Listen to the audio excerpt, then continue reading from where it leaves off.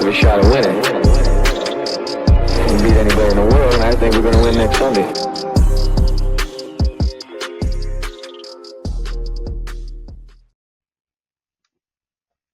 And welcome back to the New York Jets Atlantic Flight Podcast. I'm Gus, and my co-hosts today are, as usual, Ryan and Daniel.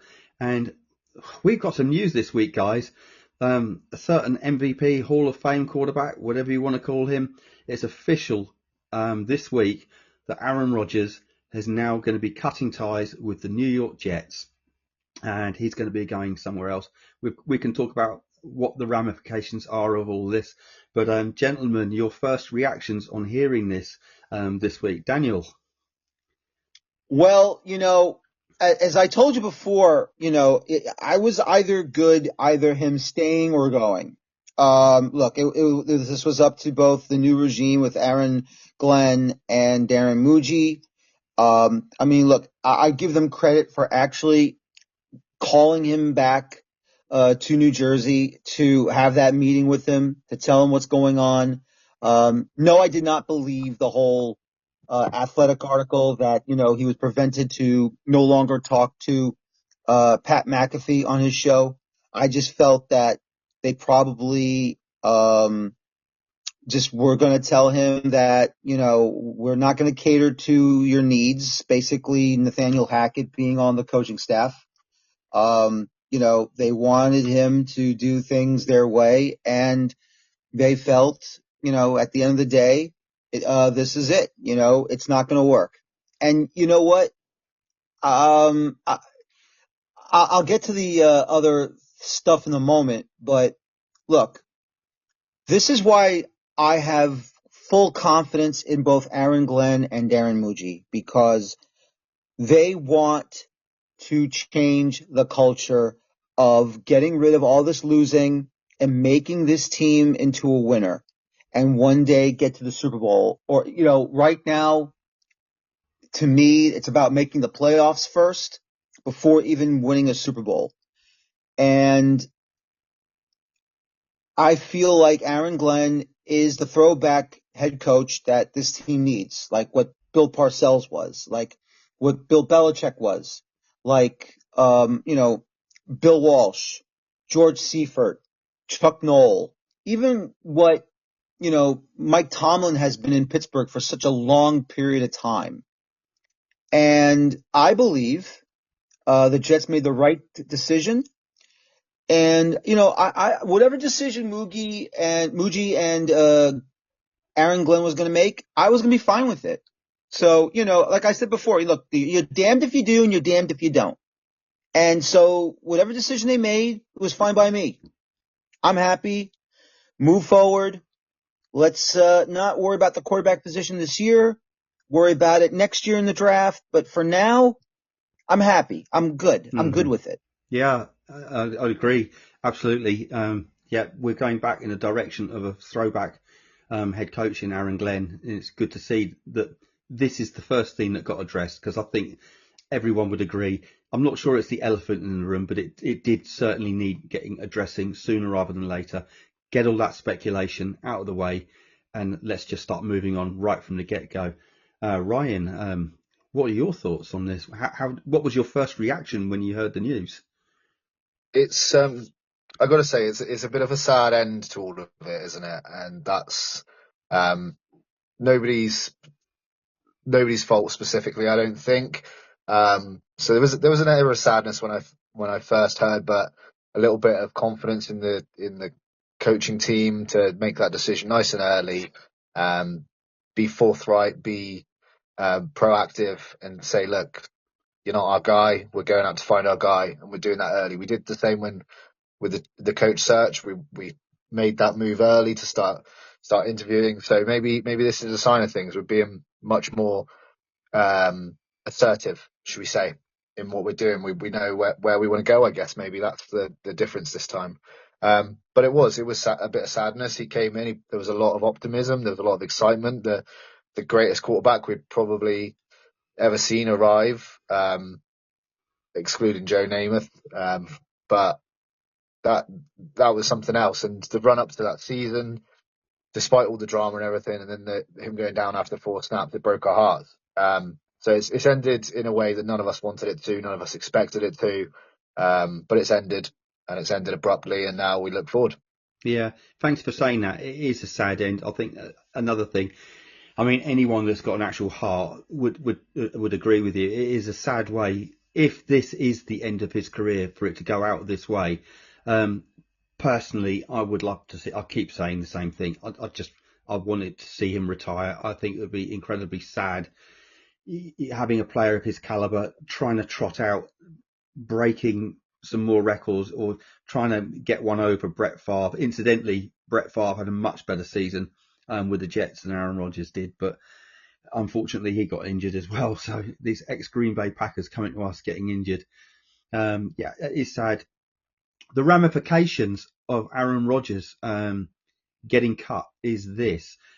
He will actually, he's going to get cut this year, which will free up, this is a bit of the cap stuff, it will free up 9.5 million in cap by designating as a post June 1st release. But it will incur a 14 million dead cap penalty in 2025. So that's this year. And then a 35 million dead cap penalty in 2026. But these are the options.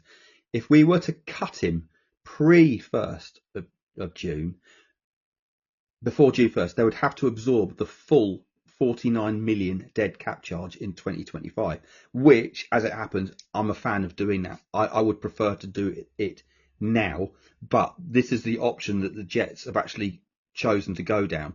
He is going to be, they've actually said this, he's going to be a post June 1st cut, which means they would save 9.5 million in cap space, as I said, this year, but they would still got to absorb a 14 million dead cap charge in 2025 and then an additional 35 million dead cap charge in 2026. But remember that 35 million isn't going to seem so bad because the cap is going to go up. How much it's going to go up, I don't know, but some of that cap will get absorbed into the cap change. So what this actually mean is if they go for the post June 1st cut, which is what they're going to do, it gives you more cap flexibility. So it'll free up some cap space in the short term. So it will give you more flexibility to sign free agents or extend other players. Also spreading the dead money over 2 years. The Jets can potentially manage financial impact of releasing Rodgers more effectively. So even though I'm a fan of just taking the 49 mil all in one hit, it does make sense that you want to start. Because remember, Aaron Glenn and Darren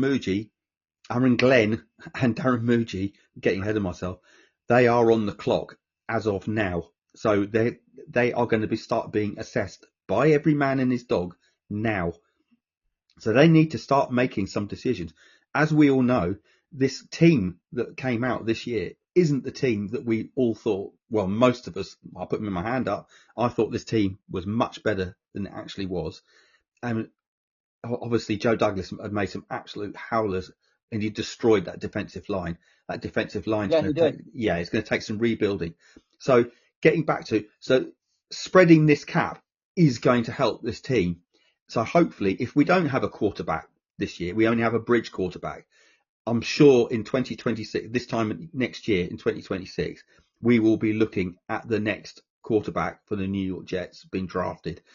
But they will be coming into a team that will be largely built. All the building blocks will be in place. So in this draft, up and coming draft, I fully expect, because this is what Bill Parcells did, address the two lines, the offensive line and the defensive line. And I think that draft is going to be very heavy in that respect early on. But your ramifications, guys, Ryan, how do you see this affecting the Jets going forward? I think to some extent it's the way I would have leaned. I get what you're saying in terms of swallowing the whole thing up straight off the bat, have one rough year and then have sort of clear skies following that. But like you said, it does create that more flexibility, gives us the opportunity to ensure we get our guys paid that we want to keep, that are going to be the foundations of this team, which is hopefully going to be the likes of Garrett Wilson, Sauce Gardner, JJ, maybe Brees Hall. Remains to be seen what happens there. I know that you're a fan of potentially drafting Janty, or Oh yeah. Genty, however it's said. I think that this is the sensible way to do it. Somebody speculated a couple of days ago that the increase next year could be around 20 to 25 million. So realistically, that impact could be as little as 10 million next year based off that. So I know it's not a true reflection because everybody else gets that gain, but in some respects it does lessen the impact, doesn't it? Yeah, So, exactly.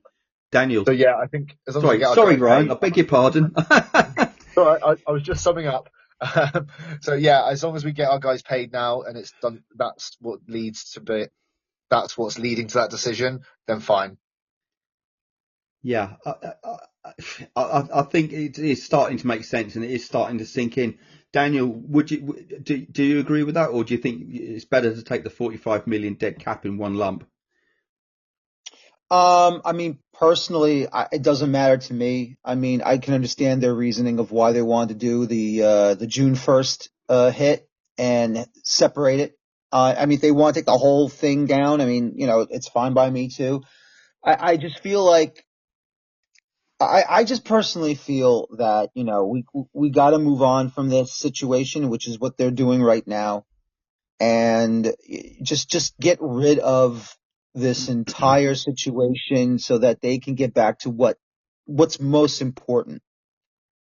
They must give new deals to Garrett Wilson, to Brees Hall, to Sauce Gardner, to Jermaine Johnson, and then whoever else they need to keep them.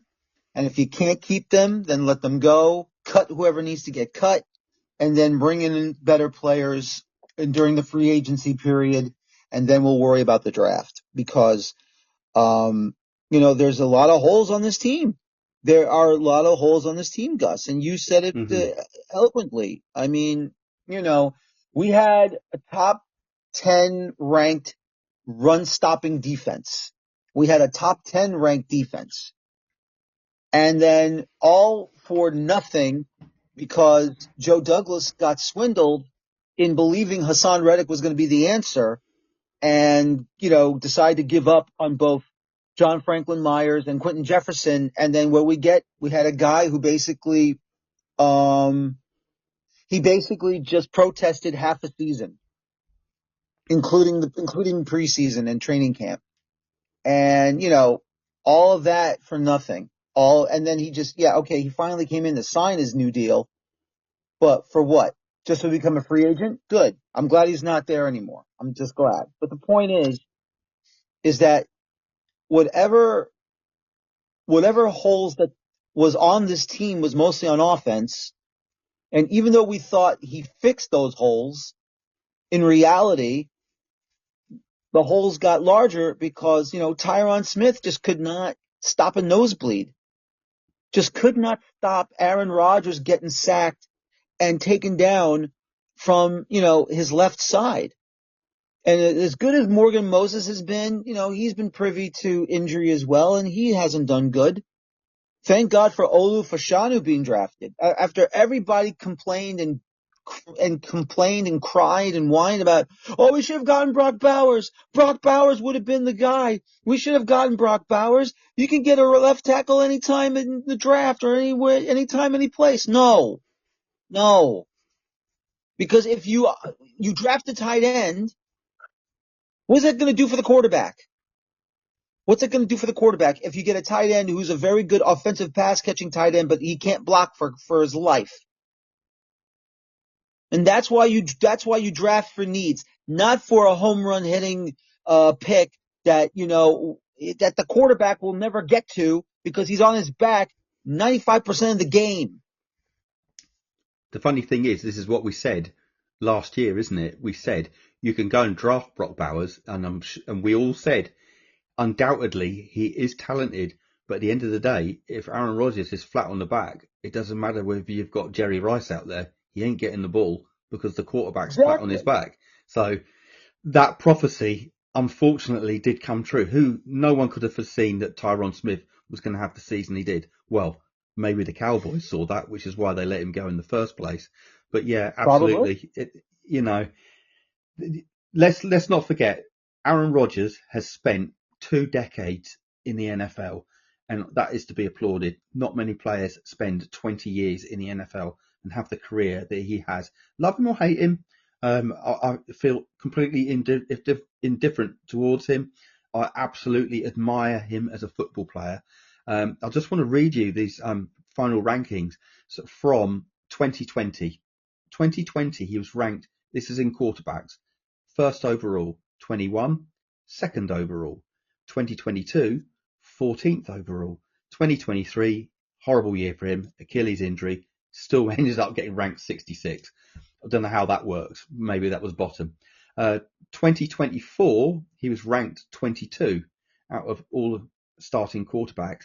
But that stat is ever so slightly skewed because of the teams that we played and when we played them. For example, the last game of the season, we played the Miami Dolphins in a meaningless game and he threw 4 touchdowns. So take that ranking and probably go down a little bit further. But you even had someone like Bo Nix who finished above him in the ranking. So, and Drake May, he was at 21. Bo Nix was at 20. And Dak Prescott was at 19. And right on the top of the pile, I wonder if you can guess who the top of the pile was. Anybody? Well, it should have been Lamar, really. Well, put it this way, Jaden Daniels was ranked number 5. Jared Goff was at 4. I feel like doing the charts here. Joe Burrow was 3, and Josh Allen's number 2, and the leading quarterback in the NFL this year, ranked number 1, was Lamar Jackson. Yeah, Lamar Jackson. Robbed of his MVP. MVP. He should have been MVP. I don't understand how that works. I really don't. But there you go. It was kind of close, I mean, look, him and Josh Allen were kind of like neck and neck. So, I mean, look, it was too close to call. There are certain criteria probably, certain writers had for certain quarterbacks where they felt, Josh Allen was better than Lamar Jackson, or some felt Lamar Jackson was better than Josh Allen. So, look, it could have gone either way. I mean, I think the percentage points were very, very tight. I think that the way I look at the MVP for the league, not the team, the league is who is the most dangerous player in the NFL. And you cannot tell me that Josh Allen is a more dangerous player than Lamar Jackson. Simple as that. I agree that if Josh Allen went down for the Bills, they would collapse. If Lamar Jackson went down for the Ravens, they wouldn't collapse in the same way. They would stick another quarterback under center because they've got Henry that can run behind them. And I'm getting told that the reason why Jackson didn't get the MVP was purely because they had a better running game, which is just absurd. That just doesn't make any sense to me.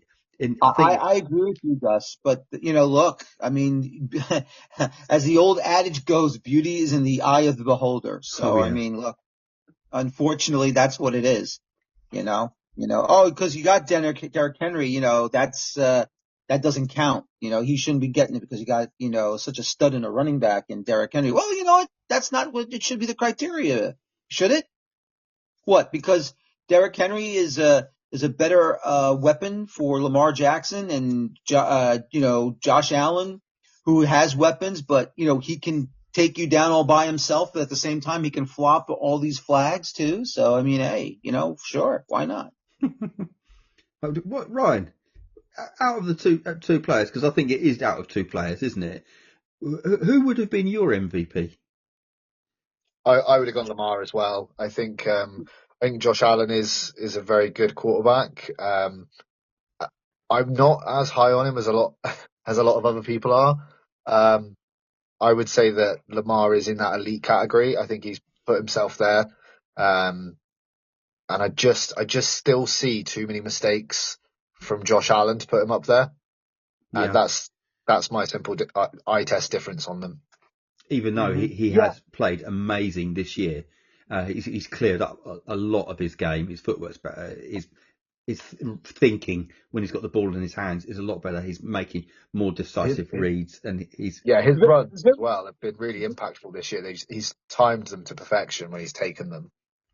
I agree with you as well, Ryan. And here's the other thing too. I think the one thing that Josh Allen still suffers from, and I think it showed a little bit in the championship game against the Chiefs, was that he rushes plays too much. I think he outthinks himself and he overdoes it, and then it just doesn't happen for him. Now, granted, there are certain things in the game where I will admit maybe it was bad officiating that we all saw. But never, of course not. No, but the point I'm making though is this: is that even though I agree that he's cleaned up some of the mental mistakes he's made in the regular season, he's just not completely there yet. Because you got to go out there, regardless of how many times you've faced the Kansas City Chiefs in the regular season or in the AFC Championship game in Kansas City, because it hasn't been in Buffalo yet, and because he hasn't had the record, the positive record where you're able to host the AFC Championship game in Western New York. I mean, he just has to be better. He has to be a little bit better than and keep his nerve, or else it's just basically, you're just going to fail continuously each and every year in that level against that team or any team you're going to face. Mm-hmm. Yeah. So, I just believe that, Josh Allen, while he has made a lot of improvements, he still has some issues. And until he fixes those little issues, then, he still won't get over the hump. And so basically, those old Buffalo Bill teams with Jim Kelly, you're able to make the Super Bowl, but you never win it. Well, now he'll be this version of Jim Kelly, only you reach the AFC Championship game and you can't get to the Super Bowl. And the Bills still have not gone to the big game and hoisted the Lombardi, which exactly I don't have any animosity. I know they're a division rival. I have no animosity towards Bills fans. I do against the Patriots and I do against the Dolphins. My relationship with the Buffalo Bills is this. They feel like a brother to me that you get on most of the time, apart from 2 days of the year when you play each other, and then it's all bets are off. So that's the way I feel. I know that I'm probably very much alone in that, according to Jets Twitter. Anyone rooting for the Bills isn't a New York Jets fan. Well, I'm not rooting for them, but So let's talk about something else here. This week, some grades came out for the draft class of last year, and oh dear, yeah, this is on NFL.com. To be honest, the first Pro Football Focus. It's not PFF. No, sir. No. So I've gone to NFL.com, and I think, to be fair, NFL.com articles are usually fairly spot on. Usually, there are a couple of dodgy writers on there, but usually I think the articles on NFL.com are right. And initially, when I saw this, the grade, I was like, "What? How can that not be higher?" And then I've looked at it, and I've actually thought, I think that's probably spot on. If it was just round one, we would have got an A+ without a doubt for the Fashanu pick. 100%. Absolutely. But this is the grade we got. We were ranked overall 24th in the NFL. That's how NFL.com ranked us. We had the 24th best draft, and we were graded as a C. And I think I disagree with the C ranking. No, listen, I disagree. You think it should be higher? I absolutely disagree. It should be higher. Look, I'm not saying it's an A+.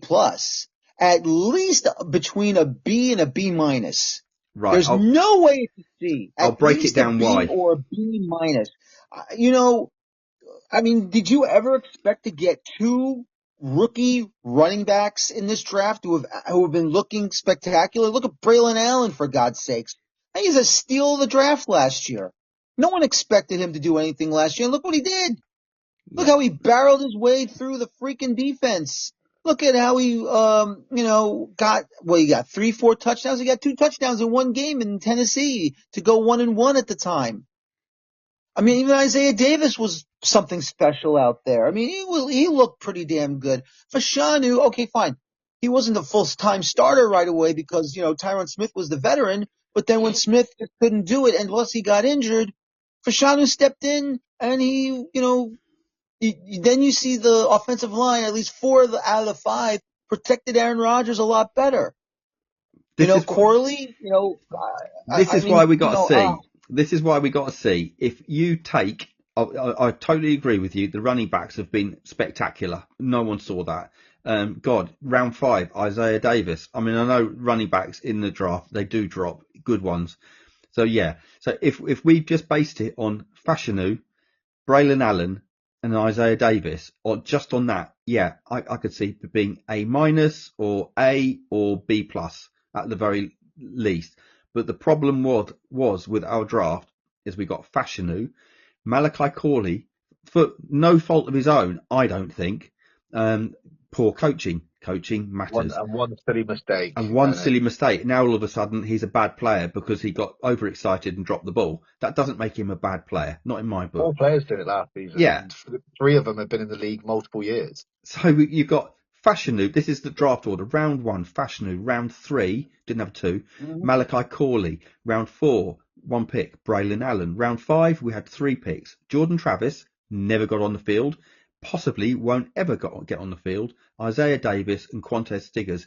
Then our last pick, Jalen Key, safety. So this is why I think it is a C, because Fashanu, Braylon Allen and Davis, they're the guys that have really stepped up. Malachi Corley, I think will be a good receiver if given the chance. Jordan Travis, it's a round 5 pick. You're taking a punt. The guy had a broken leg. It's a mute pick, isn't it? We were never expecting him to do anything the first year with that broken leg. If you've got to take the goggles off it, just look at it from a neutral's point of view. So Jordan Travis, that's a black mark, whether you like it or not. Regardless, he's still injured. He didn't play. He just didn't play. Quantez Stiggers is interesting. He was in 14 games and he had 1 start. I think Quantez Stiggers is going to turn out to be a really good player. He is super hungry. He came from the CFL, which is a much bigger field where they play a lot of man, and he is going to fit into Aaron Glenn defense big time. It's a heavy pass league as well. The CFL yeah. He can cover a lot of ground. And then our other player was Jalen Key, who didn't see any games, no starts. So that pick was from Cincinnati as well, so that was like a freebie. So for that reasons, now after I've just gone through that, do you not now think that it is a C, or do you still think that it's higher than a C? Ryan, do you want to take this one? No, I think it's higher. Oh, Daniel, you still think it's higher? I still think it's higher. Look, listen. I'm not, like I told you before, I'm not saying it's an A or an A+. I'm not saying it's an A draft. I don't believe it's an A draft, because if it was an A draft, or an A+ draft, then everyone would have been used properly. Obviously, there are certain issues that we saw from some of the players. We all agree. The Jordan Travis, who is still recovering from the broken leg. Key barely was gotten any time. Corley, okay, fine. Maybe he's got a bit of an attitude problem, or he's got a bit of an ego that he needs to, calm it down. But outside of that, I mean, you got yourself a left tackle, for at least a decade plus now. For this team, you got 2 exciting running backs that can do wonderful things on the team. Other than that, I like to think personally, it's at least in the B area. I would say a B or a B-. It's not a B+, but at least it's a B or a B-. It's in that area. It's knocking on C's door. No. I think it's not. No, I think it's a little better than a C. I think it is. I really do. Look, if you want to say C+, then that's fine. But at least a B or a B-. No, okay. I totally get where there isn't any right or wrong answer in this. It's just merely opinions. But when I saw that initially, when I saw it say C, I was just like you, Daniel, and I was like, what? That's better than the C. we drafted a left tackle that kept our quarterback upright, and in fact had so much time he didn't know what to do with the ball and ended up getting sacked anyway. Yeah. Ryan, what do you think? Do you think C's fair, or do you think it should be up or down? Or To be fair, I'm ambivalent towards the C. I think the C is probably there or thereabouts. C plus probably would be a bit kinder, but the reality is I think that this draft class will show its value over time. Pieces like Braylon Allen is I suppose still currently the youngest player in the NFL. He is, yeah. And he's playing like a man. I know he is a man, but Christ, he's a big man. He is a tank. He is a man. He's an absolute tank. And we could see the kind of guy that could stick around in this league for 10 to 15 years at running back. That is realistic to look at him as his physique. If he keeps it up, his size, his age, everything works there, that he could have a really long career in the NFL. So I think his value will prove long term. Same with Quantez Stiggers. I think he'll take a couple of years to bed in. He's obviously aiming for cornerback number 2 from what he posted on Twitter a little while back. So I think his ambitions are there. That'll prove its worth. The one for me I think that is really going to shine in time is Isaiah Davis, though. I'd really like to see this year him put on special teams returns instead of Gibson. I know he was there with him and he took the odd return, but I'd just like to see a bit more of that explosiveness if we end up keeping Breece Hall and Braylon Allen as RB1, RB2. Mm-hmm. I think he has a real opportunity to work somehow in this team as an actual threat, whether that's on special teams or on the offense. So yeah, I can live with a C now, but I reckon in a couple of years' time, by the time they get to the end of their rookie deals, people will be looking at it at a B plus. We've still got that running back on. I know he had an injury at the end of the season. It'd be interesting to see if he comes back. I can't remember how you pronounce his name. Is it Mwango? Number 35, I think. Kenny Nwangwu. Yeah, there you go. Nwangwu. I'm not very good with names, but he looked really good. And I'd be quite happy to see him and Isaiah Davis on returns on special teams. Yeah. I think that would work as a really good tandem. Yep. I agree. I mean, Nwangwu is how you pronounce it. So, I would have him on special teams on the kickoff returns because, after what he did to the Seahawks in the game where the Jets should have won that game. They should have blown their butts off. But still, though, the kickoff return for the touchdown, if I'm the Jets, if I'm Aaron Glenn and I talk to my special teams coach, Mr. Chris Banjo, no, I will not sing the song. I promise. I was waiting for that. No, I already used that joke up last week. I can't do it again this week. But it was a joke. It was. It was. It was only a joke, guys. Come on. No, but anyway. Look. I usually try not to be overly negative on certain players, but I've had enough of Xavier Gibson. Just cut him now. Just let the one be the. Just cut him. Just let him go somewhere else and let him be a part of somewhere else. Or if you're going to keep him, put him to the practice squad because I'm sorry. I just don't see it anymore with him. And I'd rather have Nwangwu being our kickoff returner. Or if you want to keep Gibson for punt returning, whatever you want to do, I don't care. But the point is, just no. I'm done with Xavier Gibson. Have Nwangwu return and be the full-time kickoff returner. Yeah, his value was special teams, but on special teams, and I know that whole special teams unit, bar Thomas Hennessy, Thomas Morstead, and Irv Charles. Everyone else, you can just kick him to the curb. So Gibson's actual value was special teams, but he was awful at it. I mean, you're getting paid however many million to fair catch a ball. Nah, no, thank you. And we got rid of Brandon Codrington. So we cut. I know. Oh my Please don't remind God. me. Please He's don't now remind me. I was not happy. God. I was not happy when Joe Douglas had to get rid of him for no reason. The same thing happened with Jason Pinnock a few years ago. Yeah, definitely. Yeah. Yeah. Went to the Giants, didn't he? And I think at the beginning of this year, on this podcast, we were saying who is going to be the Jason Pinnock this year, Oh, because at your that fault point, we weren't sure whether or not Tony Adams was going to be staying with the team. I still think Tony Adams has got a future for this team, or certainly at safety I within agree. the league. The coaching hasn't been good this year. A lot of players heads went down. We haven't played as a team. It's going to be interesting to see how many of these players either make the team this season, post training camp, or get cut. And how many comeback players of the year are we going to see? Might be a record year for comeback player of the year.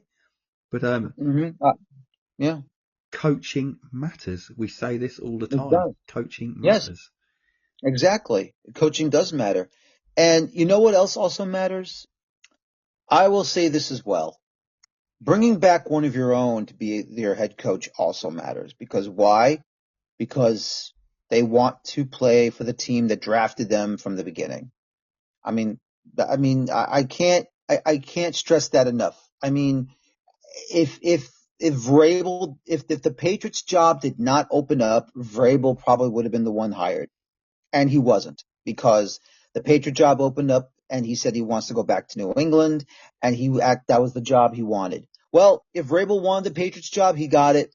And if Aaron Glenn wanted the Jets job, well, he got it too, because now we are going to see, and hopefully I would like to believe, that Aaron Glenn, who has learned everything from the bottom to the top, took the advice of Bill Parcells, also respects the man who is one of the best coaches in the NFL that he believes. And he's going to now use that knowledge from Parcells and whatever he has done himself. He'll mix it together to become a head coach here, and he's going to do the job. And let me just say this. And I know we've already talked about Rodgers and everything, but I think it has to be said here. And I understand certain fans. Now I don't know what's going on, in the UK with Jet fans over there, the UK Ireland Jet fans group. I don't know how they were feeling when Rodgers got cut, but here in the States, here in New York City, Northern New Jersey, Southern Connecticut, or everywhere around the world or around the country in the United States, American Jet fans I'm talking about, the fan base is split down the middle. There are fans that are happy that Rodgers got cut, and there are fans that are very upset, and they're doing their primal screaming because they think this is the wrong thing to do. Look, gotta deal with it, move forward. This is the new regime. It's a new era. Deal with it. You don't like it? Tough. Move forward, and let's get behind both Darren Muji and Aaron Glenn and get this thing righted correctly, the right way. 100%. 100%. Ryan, got any closing thoughts on that? Because I think we're pretty much the same. I don't think there's any difference between the fan base over here and the fan base stateside.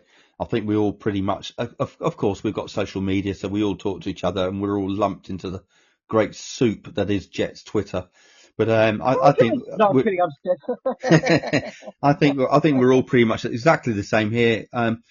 However, I do think there's more fans. If you were to ask me a percentage, I would say probably somewhere in the region of about 60-40, 70-30 in favour of the cut of Rodgers. I think that more people this side of the pond are more inclined to say, yeah, I understand. They might not be happy with it, but they take it and say, yeah, it's the right thing to do. Would you concur with that, Ryan? Yeah, I think that a lot of, from what I'm seeing with at least the UK fans, is those that are sceptical about cutting Rodgers is from a point of view where they don't see who the next quarterback could be that could fill those shoes. Now, we've discussed amongst ourselves that it's not necessarily about the person coming and filling those shoes and performing as well or better or whatever that is necessarily. It's about what suits the team going forward, isn't it? And I think that whilst they are divided, I think you're probably right. The 60-40 split is probably about right. I think it's just more fear of what's next because we don't know what the plan is. We've been patient for Christ knows how many years now. So what's a few more weeks to find out who the next quarterback is, and then a few more months to find out if they're any good, and then if our team's any good. So there's going to be so much talk and speculation the next few days, weeks, and beyond. But I think that a little bit of faith will go a long way here because this is about as assertive and as clear as I've seen a coaching staff in my very limited experience following between the Gase, Salah, and now the Glenn era. They've been so clear in what they want to do and the direction they want to go, and they've been solid with that. And I think that's exciting. That's about all we could hope for, really. None of this dilly-dallying. The weakness of the coaching, a lot of fans complained about last year, bringing Aaron Rodgers in the year before and allowing him to take control of the team as some people spun it. It's difficult. Daniel said earlier, you're damned if you do, you're damned if you don't. And the split of the fans will always dictate that. But I think in time, everybody will be on board that this is the right decision. Yeah, I agree. Just want to close off this Aaron Rodgers thing.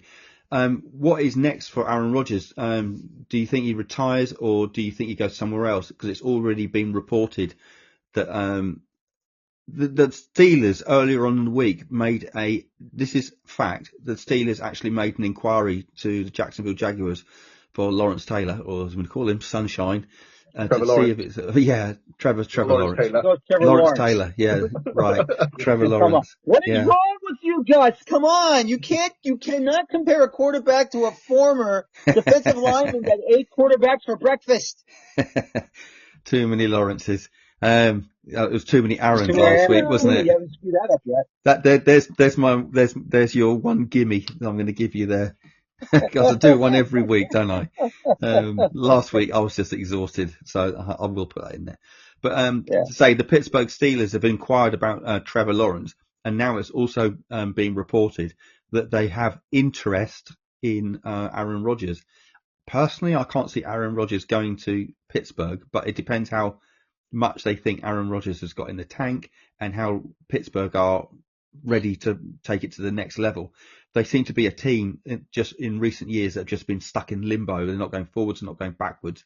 It's perpetual limbo, which we've been at times. So when it comes to the draft, we're never in the top bit, we're never in the bottom bit, we're just in that middle bit of yuckiness. But so they are being linked. Are there any other teams that you think that Aaron Rodgers could be linked to and have a serious chance? Well, no, I think there is. I think the Steelers are a very strong possibility. I don't believe that Rodgers will retire just 5 touchdowns short of Brett Favre's record. Yeah. I don't believe there's a competitor in any sport out there that would stop that close. That's one good game away from beating him, or one exceptional game away, I should say. I think the Steelers. It's obvious that they would have interest. They didn't solve their QB problem last year.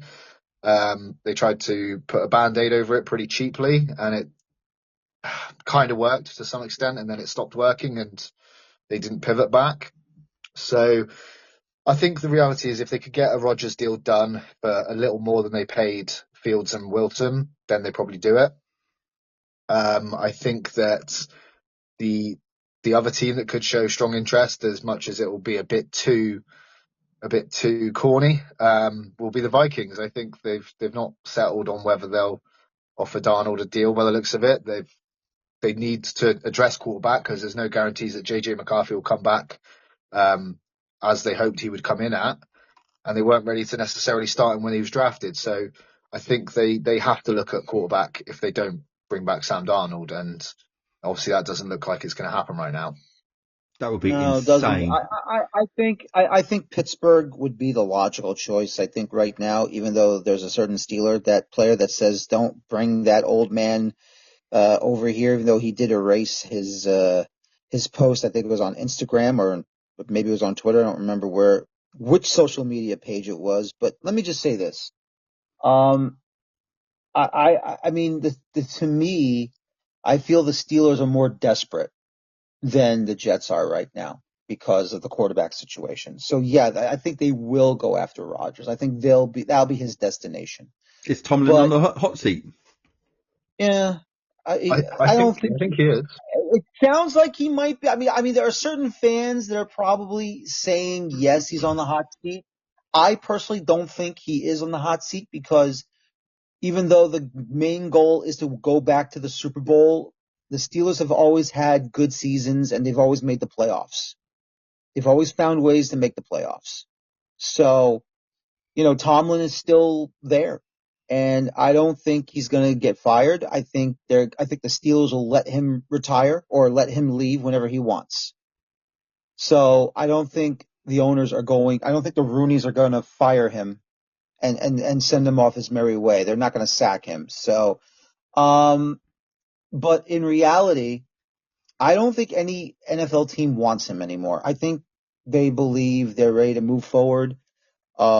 Because once again, if you're going to bring him over, he has to understand that, it can't be his play calling. It can't be the plays that he's used to. It can't be this, whatever West Coast offense that he uses to go out there, that he has to conform with what the Steelers have been using. And that's what he's going to have to learn. The catering towards him, the NFL has evolved. I've said this many, many times. The NFL will evolve. And then when you evolve, you got to evolve with it. If you're going to stay stuck to one system and one system only, well, you're going to get left in the dust. And that's his one detriment. Yeah, I think that I think you're right. I think another aspect of it as well is I think his days as being a starting quarterback are over unless I agree. Something drastic happens between now and the start of next year. So I think his only route that he will be going down is to be a backup somewhere. So, and I think the Vikings, God, I can't believe if that happens, that is just going to be the most insane thing ever, following Brett Favre's footsteps. And if he goes to the Vikings and breaks Brett Favre's records in a Vikings jersey as well, I mean, God, I can't imagine what that must be like as a Packers fan as well. That must really, really hurt. Whatever. It doesn't Who matter. cares? They got Jordan Love now, so Yeah. they're not going to worry about that. Exactly. Gentlemen, this has been a brilliant podcast. Just want to say, obviously last week I mentioned on the podcast that we were meant to be having Connie Carberg on the show. Really sorry, she couldn't make it this week. She's got a few things going on with her air conditioning at home and needs to get it fixed. So hopefully, Connie, if you're listening, hopefully you've got your air conditioning fixed and you're now more comfortable because, yeah, you live in a pretty hot part of the world there in Florida and it's very uncomfortable without air conditioning. She's only north of me, guys. That's all I can say. She's only north of me. I mean, she's not far from the land of magic and wonders and wishful thinking and adventure. So Lovely. So hopefully, she said that she will be on the show at some point. So hopefully, we'll have her on the show soon. We've got another show happening tomorrow. So there's actually going to be 2 shows going out this week. Tomorrow we've got Timmy and Ryan. They're going to be looking at some of the draft prospects that we've got. So if you're listening to this now, there'll be another podcast straight after this from us.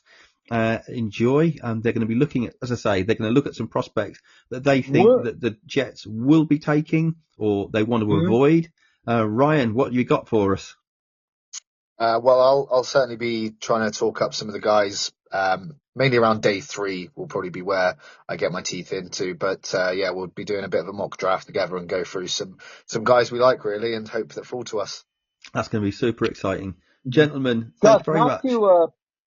Gus, not to put a pause on, towards the exit of our podcast, but weren't we supposed to talk about something else real quick about possibly NFL having a European club to join the league of some sort? We absolutely were, but we've slightly overrun, but we can do this either today or we can do it next week. So I think we can do it next week. I think it deserves a little bit more time. So what Daniel's going on about is at the beginning of this week, there seems to be a lot of news coming out at the beginning of this week. It's Roger Goodell actually liked this comment. I think it was on social media somewhere. about because the league is headed towards an 18-game season, that there is a fair chance that there will be, I can't believe I'm saying this, an NFL franchise in Europe somewhere. And obviously, more than likely, it's going to be in London. So we will talk about that next week, because that's going to be a fascinating discussion. I might try and get a guest on to do that knows more about this than anybody I know.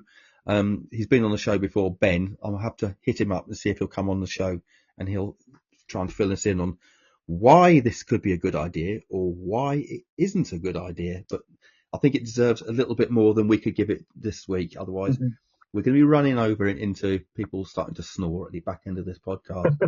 No, of course not. No, they love us. Why would they doze off? That's impossible. But I also have an idea as well for this situation, and we'll save that for next week, obviously. Excellent. It's going to be a good pod. These are always enjoyable, and it's always enjoyable talking to you guys. It's meant to be slow news, but for the Jets, it's never slow. There's always something happening in Jets world. Gentlemen, it's been great chatting. Ryan, I will talk to you tomorrow with Timmy. Daniel, I will speak to you next week. Y'all know what to say. On 3. 1, 2, 3.